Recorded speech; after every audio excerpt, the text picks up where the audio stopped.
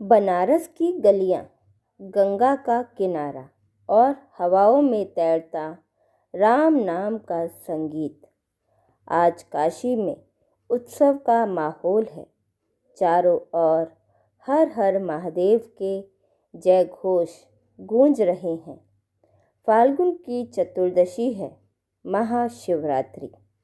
लोग उपवास रख रहे हैं। मंदिरों में दूध और बेलपत्र चढ़ाए जा रहे हैं। लेकिन इसी काशी के एक कोने में अपनी करघे पर सूत काटते हुए एक जुलाहा मुस्कुरा रहा है। वो है कबीर। उनके लिए ना कोई दिन विशेष है, ना कोई रात साधारण। उनके लिए तो हर श्वास ही शिव है।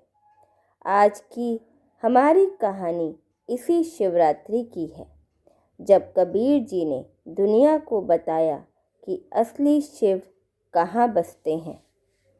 सुबह की पहली किरण जब गंगा की लहरों से टकराती है तो ऐसा लगता है मानो शिव ने अपनी जटाएं खोल दी हों। घाटों पर मंत्रों का शोर है, लेकिन कबीर जी के लिए पूजा मौन में है। कबीर जी अक्सर कहते थे कि जो गंगा बाहर बह रही है वही चेतना की गंगा तुम्हारे मस्तक के भीतर सहस्त्र में बहती है।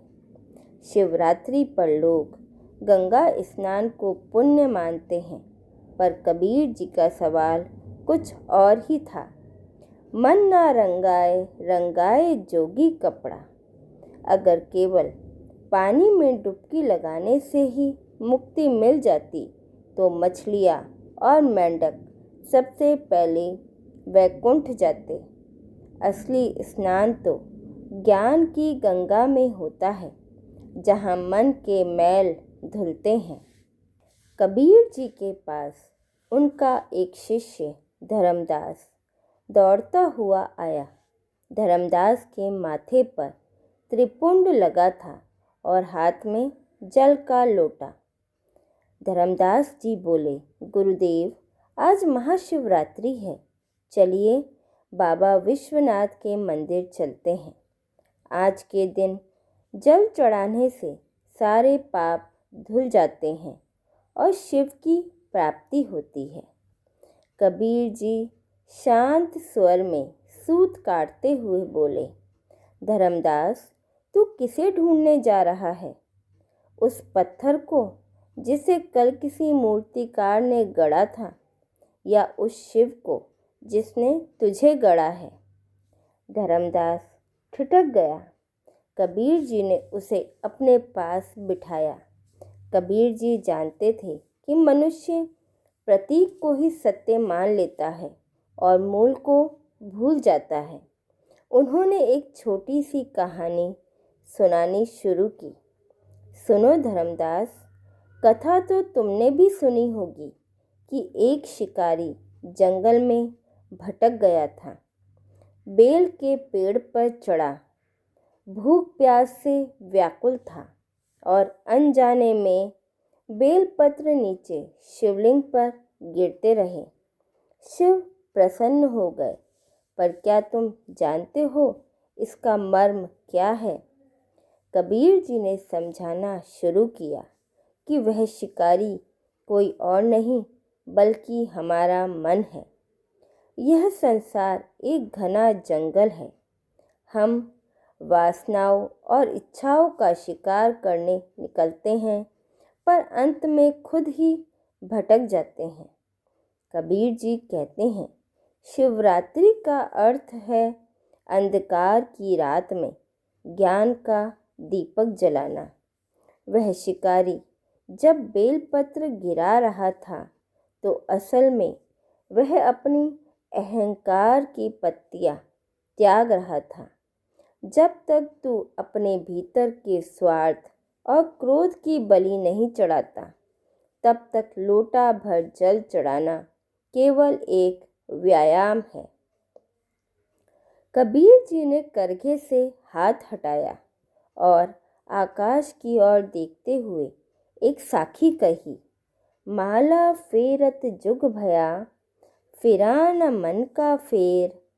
कर का मन का डारी दे, मन का फेर। लोग कहते हैं शिव कैलाश पर है, कोई कहता है शिव काशी के मंदिर में है, पर मैं कहता हूँ मुँह को कहाँ ढूंढे रे बंदे, मैं तो तेरे पास में। शिव कोई व्यक्ति नहीं है जिसे प्रसन्न करना पड़े, शिव वह शून्य है जिससे यह सृष्टि जन्मी है और जिसमें यह विलीन हो जाएगी। महाशिवरात्रि का उपवास अन्न छोड़ने के लिए नहीं, बल्कि विकार छोड़ने के लिए है।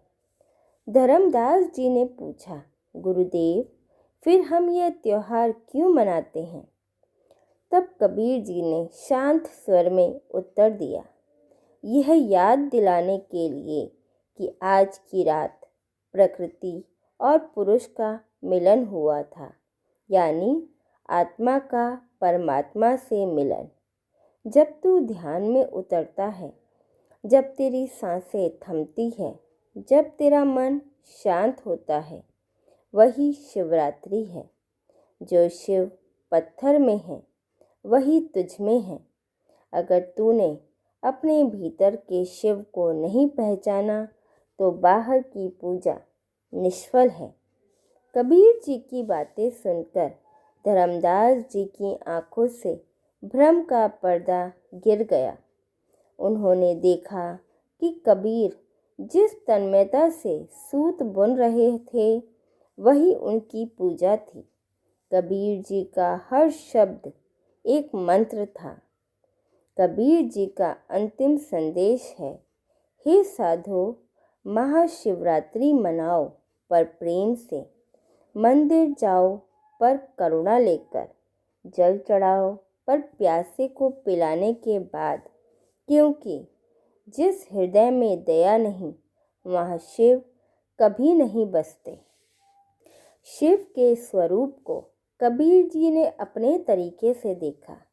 उनके लिए त्रिशूल 3 गुणों यानी सत्व, रज और तम का विनाश था। डमरू वह अनहद नाद था जो हर जीव के भीतर गूंज रहा है। लोग कहते हैं शिव ने विष पिया था, पर विचार करो वह विष क्या है? वह निंदा, क्रोध और ईर्ष्या का विष है जो संसार उगलता है। शिव वही है जो उस विष को कंठ में रोक ले, उसे अपने हृदय तक ना जाने दे और ना ही उसे बाहर निकालकर दूसरों को जलाए। शिव होने का अर्थ है सहनशीलता की पराकाष्ठा। कबीर जी और शिव का संबंध निराकार का संबंध है। कबीर जी ने कभी शिव को केवल एक मूर्ति में नहीं बांधा, उन्होंने शिव को अलेख यानी जिसे लिखा ना जा सके और अगम जहाँ पहुँचा ना जा सके कहा। कबीर जी कहते हैं, हद चले सो मानवा, बेहद चले सो साध, हद बेहद दोनों तजे, ताको मता अगाध। शिवरात्रि की रात जागरण की रात है, पर यह जागना आँखों का नहीं, आत्मा का होना चाहिए। जब तुम मैं और मेरा के भाव से मुक्त हो जाते हो, तब जो बचता है वही शिव है, वह शून्य ही पूर्ण है। कबीर जी ने देखा कि मंदिर के बाहर एक गरीब भूख से तड़प रहा है और मंदिर के भीतर क्विंटल भर दूध शिवलिंग पर चढ़ाया जा रहा है। कबीर जी का शिव उस दूध में नहीं, उस गरीब की भूख में था। पाथर पूजे हरि मिले तो मैं पूजू पहाड़, घर की तो चाकी भली जो पास पीस खाए संसार। शिव तो कण कण में है। यदि तुम भूखे को रोटी नहीं दे सकते, दुखी का आंसू नहीं पोंछ सकते, तो तुम्हारी शिवरात्रि केवल एक दिखावा है। सच्चा रुद्र अभिषेक तो मानवता की सेवा है। महाशिवरात्रि केवल एक तिथि नहीं, एक जागृति है।